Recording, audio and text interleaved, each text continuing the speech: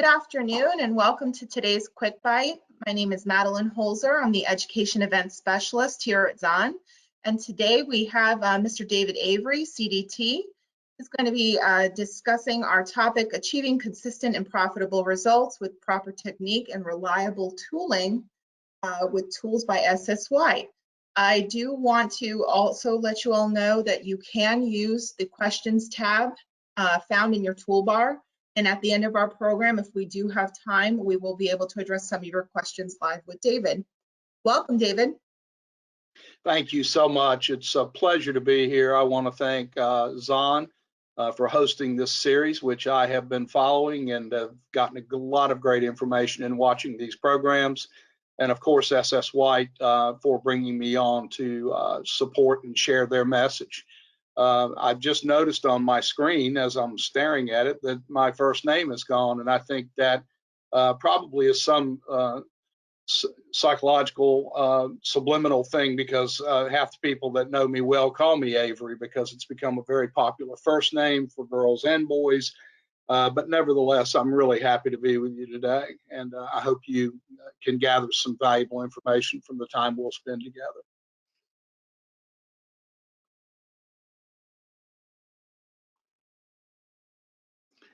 So those of you that know me, I've been doing this for a long time. I've been in the educational space as a teaching technician for over 35 years now. During my tenure at Drake, that 30-year period, that was a very large part of my responsibility there, not only in training our technicians, but also teaching and writing for dental assistants and for dentists, and spent 20 years teaching in dental schools, which I still do as a visiting lecturer.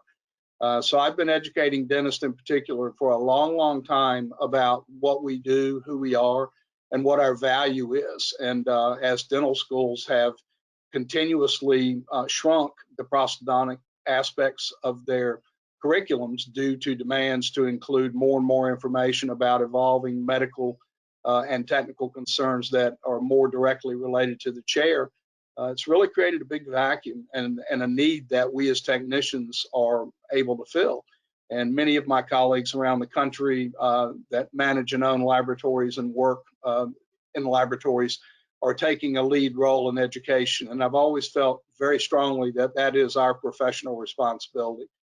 We really need to educate ourselves as well as possible and stay educated on the advancements and developments in clinical dentistry, and understand the best methods for preparing teeth, for impressing teeth, for using scanning technologies, for material selection. It goes on. And that was certainly a big part of our success in Charlotte at Drake as we built that laboratory, because building your laboratory that way, based on being prepared to answer questions and co-treatment plan and so forth, really creates a bond with your clients that is much stronger than just how the last case went, because we all are going to make mistakes. We have issues, and the stronger the relationship is and the more it's based on this kind of interaction, the less likely you are to lose a client over a bad day or a bad case. So it really does help build solid relationships. And we're finding, again, now that the curriculums are really reducing prosthodontic training, that our young colleagues in the clinical setting really need our help. And as long as we're diplomatic about that and refer to good resources like Frank Spear, John Coyce, Jerry Sheesh, all of the people and many more that I have studied and followed throughout my career are really the best reference point for us to gain confidence with a client when we're sharing how they need to prepare teeth and so forth. By referring back to those people as the ones that are teaching that information. So it really creates a fantastic relationship, and I would dare say that every really successful laboratory in this country is actively doing this. And those of you that are developing and evolving in your career, you need to really take this to heart and become as knowledgeable as possible about clinical dentistry. So the most problematic issues that we find in a laboratory, number one, are the preparations that we're receiving, especially from the younger clinicians that have not really had proper mentoring and development of technique. And the occlusal reduction of molars are really the #1 problem that we've always had, because we've classically asked for 1.5 millimeters of occlusal reduction. But if doctors cut a flat top preparation on a tooth as illustrated here without going back with a rotary device and deepening the central fossa area, we know from experience that when we develop our central fossa to match the surrounding anatomy and occlusion, we end up with very thin crowns. And the second thing that goes to this is the fact that dentists have been told through marketing that zirconium oxide in particular is a gold crown substitute, and so they think they can reduce even less. And so we really strive to encourage them to give us adequate clearance, especially in this heaviest load-bearing area of the mouth, and where fractures occur most often in the posterior. Cingulum reduction is the second part of that. We're going to talk in great detail about these. And then, of course, the polishing of the preparation, which may be new to many of you, but it's something that I've professed and learned from Jerry Sheesh 35 years ago, and it's made all the difference in the world in how our crowns deliver. So in this space, we've got molar occlusal surfaces, which I've already stated are the #1, and a football-shaped device is really the best way to go back and refine and accomplish that, either with a diamond or the great white ultra carbides, which you're going to be introduced to today, which come from SS White. #2 is axial reduction, and especially definition at the margin.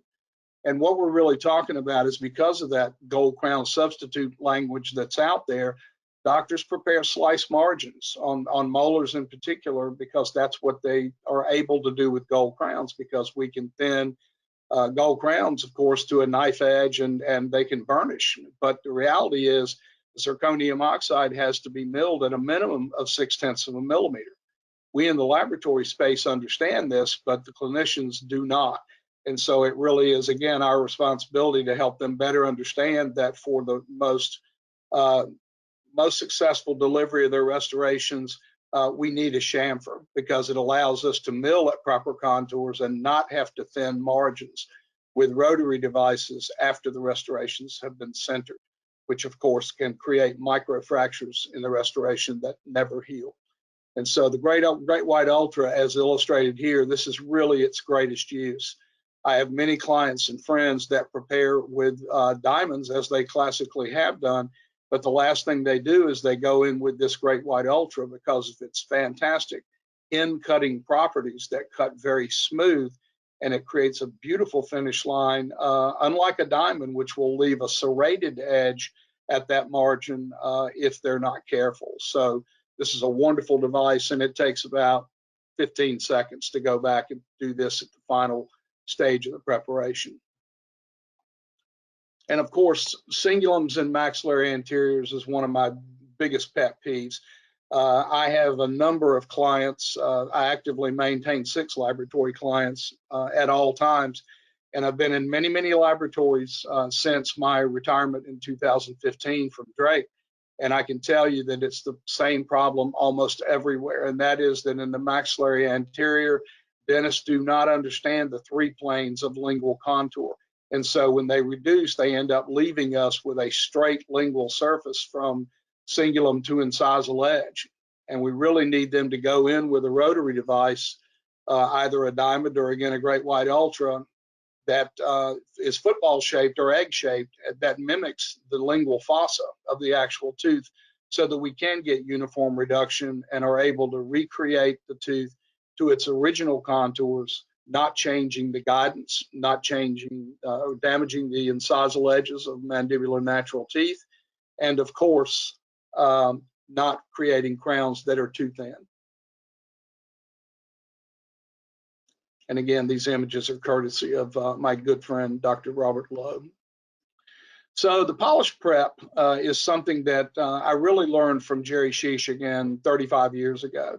And the principles behind this type of preparation really were coined as the ideal preparation for full coverage in the aesthetic zone.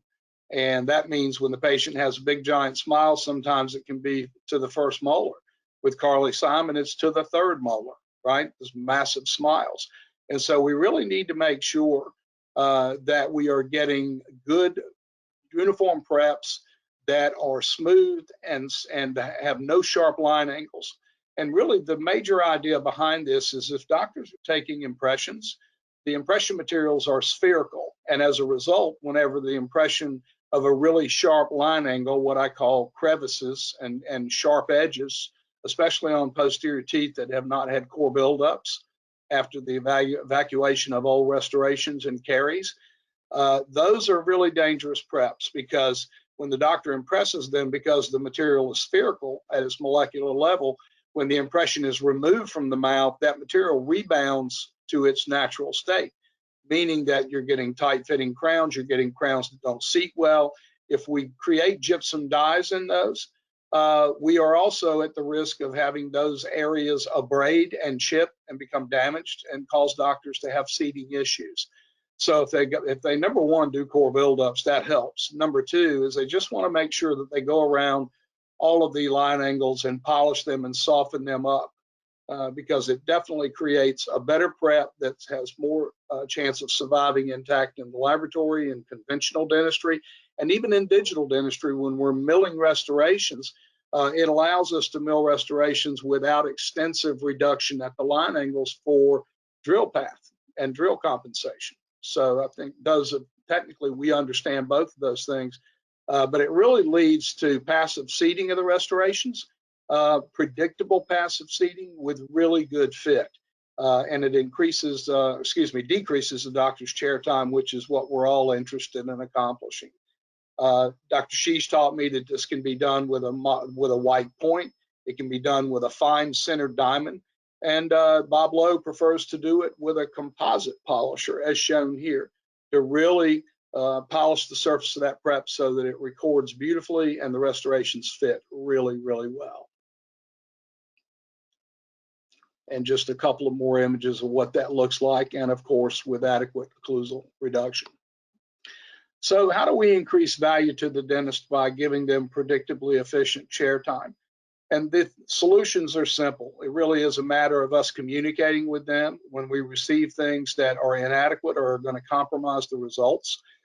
We need to be able to shoot an email or make a phone call and have a discussion and refer them again to the resources I've mentioned of the best in the world in dentistry and education, showing them how to properly prepare teeth.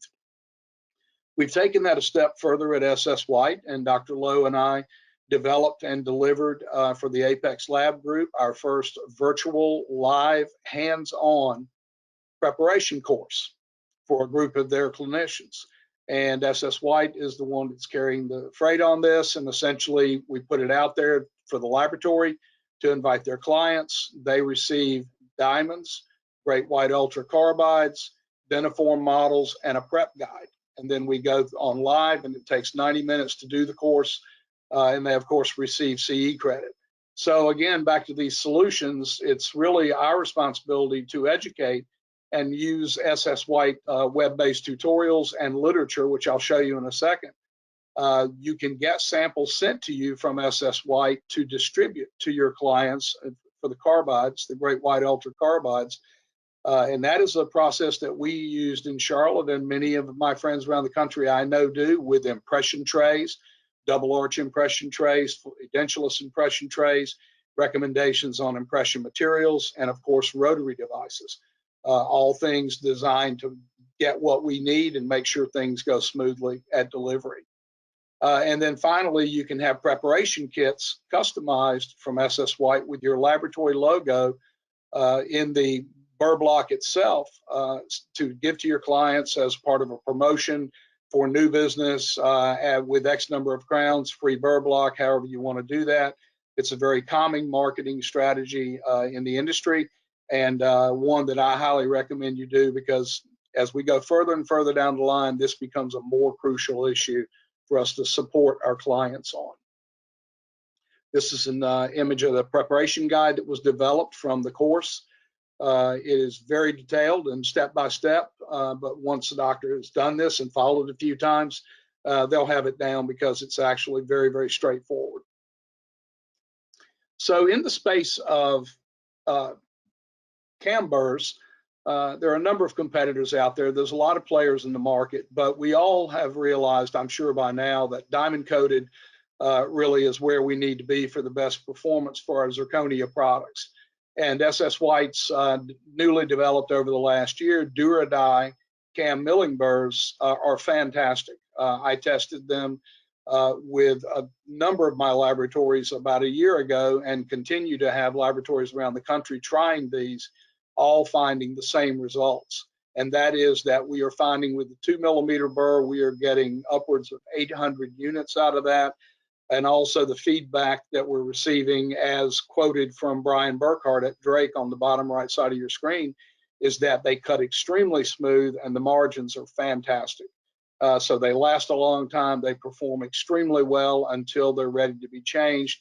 And it's just been a no-brainer product for them. And so I hope that you'll get an opportunity to try these in your laboratory for the Roland machine, which is where we are at this point qualified and tested and confirmed for distribution from Zahn. So as I've said, what we're really finding is that we're getting 25% more units minimal at a 25% savings against comparable product. And the other thing to keep in mind is not just how many units it mills, but how frequently your technician has to take out burrs and replace them with wear. If it's in the 300 unit range, it's quite often. And also those lesser quality burrs tend to create failures of restorations that have to be remilled. So you're losing labor, material, and of course time. Whereas when you're in this range with a product of this caliber, those things become much improved and more efficient for your operation. So what we understand now is as long as zirconia has been in the market, we've learned a lot from failures. And what we really know is that the more contouring we can do in the pre-sintered state, the better off we're going to be. And especially with our larger reconstructions, 6-unit bridges, full arches for implant restorations, which are really blowing up in the industry right now. It's become a very, very prevalent part of what laboratories are doing. And the more contouring we can do with the specialized rubber wheels and points, as well as carbides, nice fine carbides, we know that we are not propagating fractures into the restorations that won't heal because they're going to be centered afterwards, obviously. And so for contouring zirconia crowns, posterior contouring, I also tested about a year ago this group of jazz grinders and polishers. I found that they performed extremely well, and these have become immensely popular and are really selling very well from SS White through Zahn. And the sense of these is that the coarse and the medium really cut very, very well. They cut smoothly with minimal heat transfer. And of course, if we've got good designs coming out of the mills, we're not doing a lot of contouring. I hope you're not having to. It really should be 5 to 6 minutes to seat contact occlusion and do final contouring on a single unit. If it's any more than that, you just need to do some additional training and development with your designers. And the best thing to do is when the contour technicians pick things up and they're not right, to diplomatically go back to the designer and pull it up on the screen and share what they're seeing in the final result, which leads to a very quick and rapid improvement of the ability of the designer. But these cut super smooth and they last a tremendously long time. So in running through just a few quick videos, this is what I do when I typically contour. I start with the large jazz wheel. And if you have to do gross reduction on the buccal or the lingual because things are over contoured, and this is the most common mistake I see from subcontract design as well as in-house design, is that technicians tend to leave these over contoured. And so with this, I'm able to go in and reduce that if I need, or as I'm illustrating here, if it's well done in design, all I'm really doing now is I'm going in and just enhancing the primary planes that are taught in the PTC system to really create additional emphasis of your anatomy by creating those flat surfaces, almost facets, not wear facets, of course, but just facets that are commonly found on teeth. And this is part of PTC's training for contouring teeth. Once I've done that, I go back and go around the entire restoration with the jazz tapered point. And whether I'm working with PFM or Zirconia or Emax or anything else for that matter. I always like to go around in my last stage of my contouring with a tapered point and just blend everything together. And this is, again, is very quick and easy because this was a well-designed crown.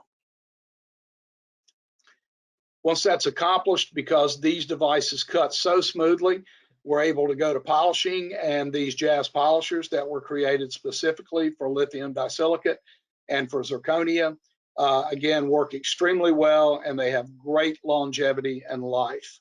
So they're a great value. And again, because we're getting such a smooth cut and I'm doing minimal adjustments, I'm able to start with the medium wheel with my polishing and go around and polish the areas that I've adjusted specifically and just generally polish throughout the entire restoration, and then follow that up with the fine wheel to bring a nice luster to that. And once I've accomplished that, I then come back again with the tapered device, fine jazz point, and get down into my tertiary anatomy on the buccal and lingual surface in my developmental grooves, and then just run over the whole thing to just, again, bring it up to a very nice luster and polish. And again, that entire process should not take more than 6 minutes or so. If it does, you need to work with your designers. So the final phase of this discussion really is about what happens once the restorations leave our laboratories and go to the clinician. Clinicians are accustomed to adjusting PFMs before this material came into the marketplace, and most clinicians are adjusting with devices that are entirely too aggressive, especially if they're using coarse diamonds. So this is a kit shown on the left that is for clinical adjustment of zirconia, and those are fine sintered diamonds. There is also a kit of the same devices that we're using for our contouring in the laboratory with the jazz system for adjustments, which again adjust very smoothly. And then they're easily followed with clinical polishing components that are exactly the same as what we're using to polish on the bench. And the study that I'm emphasizing in this slide is really the study that opened the door for the use of zirconia in dentistry. This was in 2013 in JPD. And essentially what Dr. Burgess and his team at UAB discovered is that properly adjusted and polished zirconia wears better against enamel than any other restorative material we have ever had. And it wears evenly, whereas gold will wear away. But this restoration will function extremely well against enamel. No damage to the restoration, no damage to enamel opposing it in function. And so this really opened the door, because up till this point, the prosthodontic community would not touch zirconia. And a lot of clinicians as well, GPs, because they thought it was going to wear the enamel. So once this was established, the floodgates opened, and then we started into this phase that we're going through now with more and more translucent materials that really allow us to rival lithium disilicate in the aesthetic zone with really good translucency. So in closing, my comment really is that I've always been a fan of closed systems. And so like when I was at Drake and we were a Vitalium client, we didn't use investment from one company and metal from another. I was very big on having closed systems, because if and when problems arose with our manufacturing of the restorations, I had one source to go to get a solution. And so that is of great value. And here we have a company that has really been a leader in the clinical space for many, many years with their devices for the preparation of teeth for restoration. And so I've shown you and illustrated the caliber of the Great White Ultra and the things they offer to give us the preps that we need, as well as the educational support. In the CAM space, we've got the new Durada product, which is performing exceptionally well and is really taking off. In the pre-sintered stage, there's a wonderful series of product there that allows us to adjust and minimize potential fractures. And then, of course, for our contouring and polishing of post-sintered, we've got the Jazz line. And then finally, when the clinician delivers, we've got all the components that they need for a successful delivery for a restoration that's going to serve the patient for a long, long time. So do we have any questions? Thank you, David. None in the queue as of right now. but we'll just give it a moment and let them ask it if they have any. You can use the questions tab in your toolbar if you have any questions that you'd like David to answer.